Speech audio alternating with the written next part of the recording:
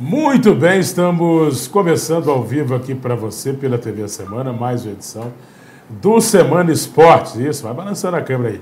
E a gente está iniciando mais um programa com os principais assuntos do esporte para você, que são destaque nesta quinta-feira. Vamos falar aí dos jogos da Copa do Brasil, as partidas de ida aí das quartas de final da competição, com muitos jogos interessantes e importantes, né?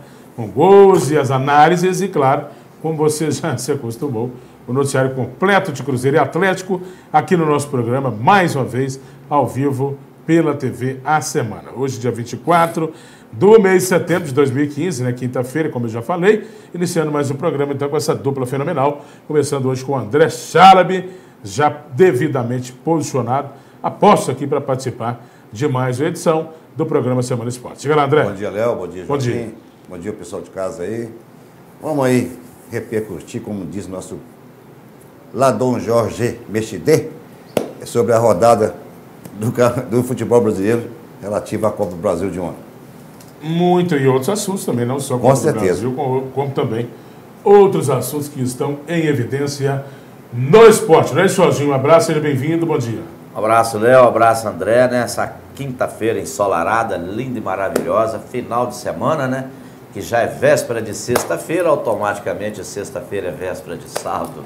Aí o bicho vai pegar. Vamos que vamos. Bom, lembrando que você que está nos assistindo pode participar do nosso programa através das redes sociais, né? São as ferramentas que a gente adota aí para manter esse contato com o telespectador, 99829757, 99829757, que é o zap aí que a gente utiliza para manter essa comunicação, e também facebook.com/Léo Baião, facebook.com/Léo Baião. Bom, vamos começar então o nosso programa e de imediato vamos falar da Copa do Brasil e de dois aí dos jogos que movimentaram as partidas de ida das quartas de final da competição. O Santos jogou fora de casa, o Peixe enfrentou o Figueirense lá no Couto Pereira, portanto em Curitiba, e acabou vencendo por 1-0 com o gol do Gabriel. A gente está vendo aí o lance do gol, foi um gol de pênalti, e o Gabriel marcou o gol que foi o gol da vitória do Peixe, repito, contra o Figueirense, lá no Orlando Scarpelli, em Santa Catarina. Com polêmica atuação de gol, né, ou melhor, com polêmica anulação de gol, o Peixe bateu o Figueirense e ficou em vantagem para a partida de volta na próxima semana na Copa do Brasil, quando o jogo será no estádio da Vila Belmiro, em Santos, né? O Santos teve um gol invalidado, depois que houve, inclusive, a comemoração, bandeirinha correu para o meio campo, né, que é de praxe aí, nos casos de gols legais, mas o gol, por fim, acabou sendo invalidado, e a conquista, mesmo assim, conquistou a importante vitória após a cobrança desse pênalti, que foi convertido pelo Gabigol. Santos 1-0, em casa agora é só consolidar aí a boa vantagem e avançar às semifinais da competição. Não é isso, Jorginho? Ou você acha que o Figueirense pode aprontar alguma surpresa se nem mesmo conseguiu fazer o dever de casa? Olha, Léo, a verdade é 1-0. É um grande resultado que o Santos traz para a Vila, né? E o Santos é praticamente imbatível na Vila. Mas se o Figueirense também fizer um gol, as coisas começam a mudar, né? Já complica tudo. Agora, lógico, o Santos é o favorito, sim. Também abriu mão, né, de algumas partidas do Campeonato Brasileiro da sua equipe principal, justamente para fazer uma Copa do Brasil. O Santos pensa que através da Copa do Brasil ele pode buscar aí uma vaga para a Libertadores e conquistar o título da Copa do Brasil, que hoje é um título que tem um peso também de importância no futebol brasileiro. Bom, se puder botar de novo para a gente o lance do gol, enquanto o André comenta, né, e fala aí sobre essa vitória do Peixe, né, o Santos vencendo por 1-0 fora de casa e levando a vantagem de qualquer empate aí no jogo de volta da vaga para o Santos. Se o Santos perder por 1-0, placar que foi o mesmo aí da partida de ida, a partida ou a classificação, né, a vaga para a próxima fase será disputada nos pênaltis, e se o Santos perder aí por diferença de um gol e o Figueirense marcar gols, ou seja, 2-1, 3-2, e consequentemente qualquer placar nesse sentido, ou superior a ele, dará a vaga ao time de Santa Catarina. Mas enfim, é uma vantagem boa, sobretudo para jogar em casa. O Peixe leva então essa boa vantagem, André. Olha, o resultado mais que normal, jamais... É lógico que o futebol, às vezes, tem algumas surpresas, mas o Santos foi superior que o Figueirense, mereceu a vitória, sim.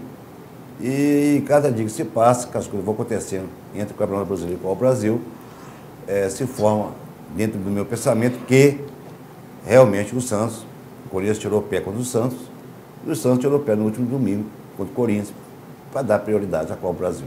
Essas são coisas do futebol. Eu não acho que ele tenha tirado o pé contra o Corinthians, não. Nossa senhora, no segundo tempo não jogou nada. Aliás, tanto não tirou o pé quanto ele classificou, né? De quem é que tirou o pé que você está falando? Não, eu falei o seguinte, eu falei que o Corinthians tirou o pé contra o Santos na Copa do Brasil. Não acho, não. E o Santos venceu os 2 jogos com todos os méritos. Sim, Léo, mas o Corinthians também não jogou, Léo. E outra coisa... Ah, mas o Santos deixou o Corinthians jogar, ué. Não, o Corinthians vai entrar em campo para perder o jogo. Vou ser mais concreto, é o seguinte, esses times, então, Grêmio, São Paulo e Palmeiras, se classificar para ser final da Copa do Brasil, Jorge, com certeza vão cair no Brasileiro, que eles não vão aguentar jogar jogos decisivos quarta-feira e no domingo, final de semana. É só aguardar para ver. Não concordo. Eu não acho que o Santos, que o Corinthians tenha tirado o pé. Eu acho que tiraram o mérito do time do Santos. Não estou tirando o mérito. E ganhou seus 2 jogos. Estou tirando o mérito do time do Santos. Eu penso que o André não soube explicar bem. O Santos entrou com uma equipe alternativa contra o Corinthians.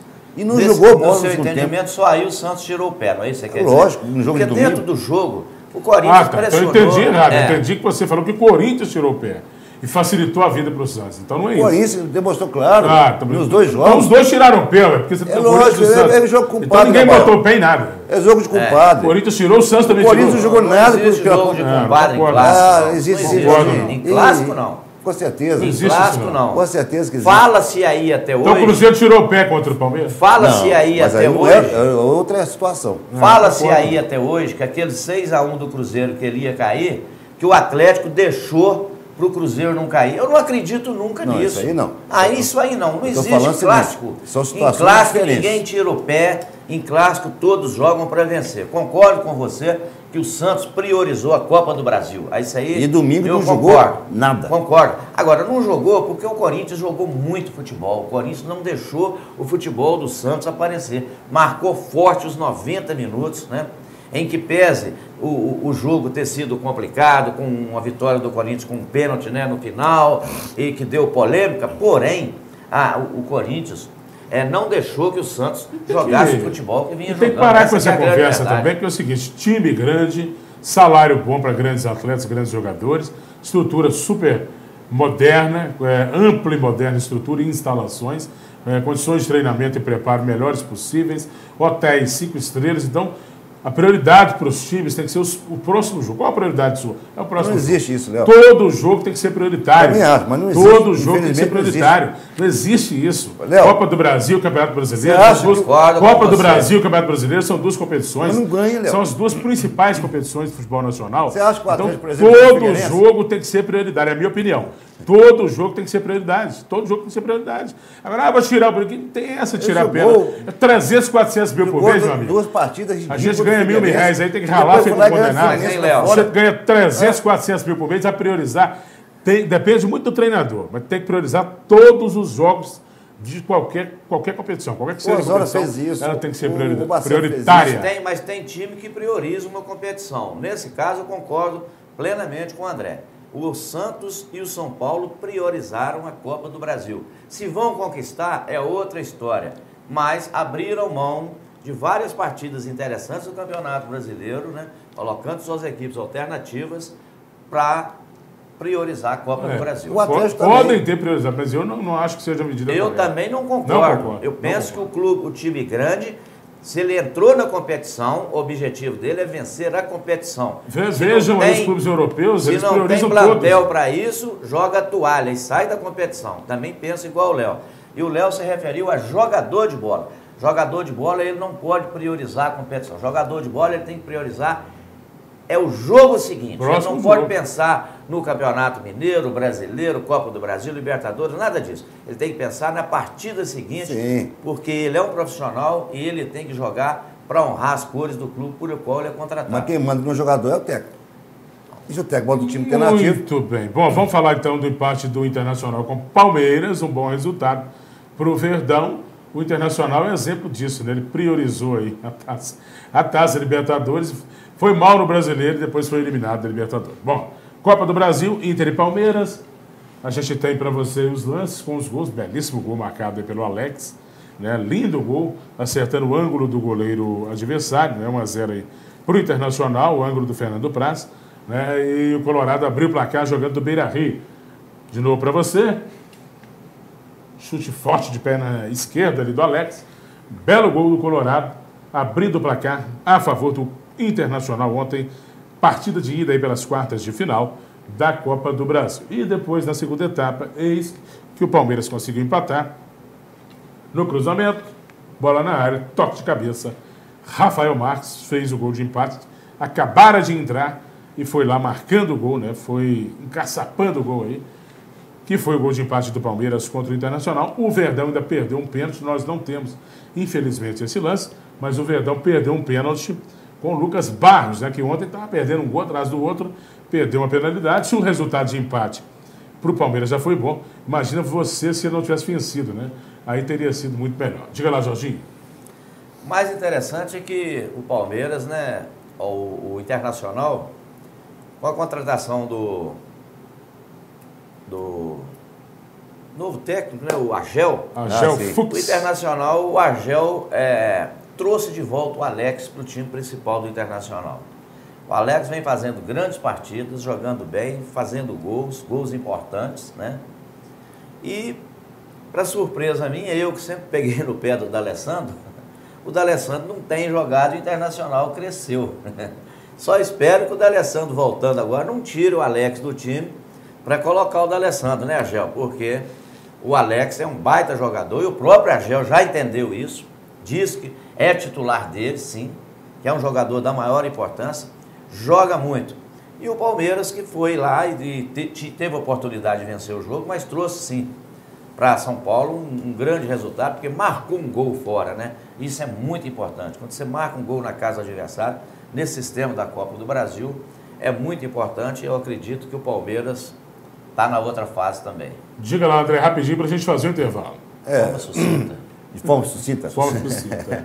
Olha, é um resultado totalmente normal, dois grandes clubes, né, para querem passar para a próxima fase, lembrando que o Internacional jogou desfalcado do D'Alessandro e também do Xaxá.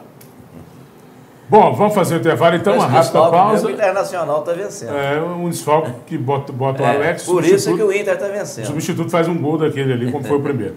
Bom, uma rápida pausa, então. Em todos os jogos. Está muito bem, né? Muito melhor que o D'Alessandro, por sinal. Depois do intervalo, o empate do Fluminense com o Grêmio, também pela Copa do Brasil. A vitória do São Paulo sobre o Vasco no Morumbi. 3-0 para o São Paulo, sacramentando praticamente a classificação para a próxima fase. Tá vendo? O Vasco voltando a ser Vasco, né? Tá vendo, Severo Arantes? Bom, uma rápida pausa, já voltamos.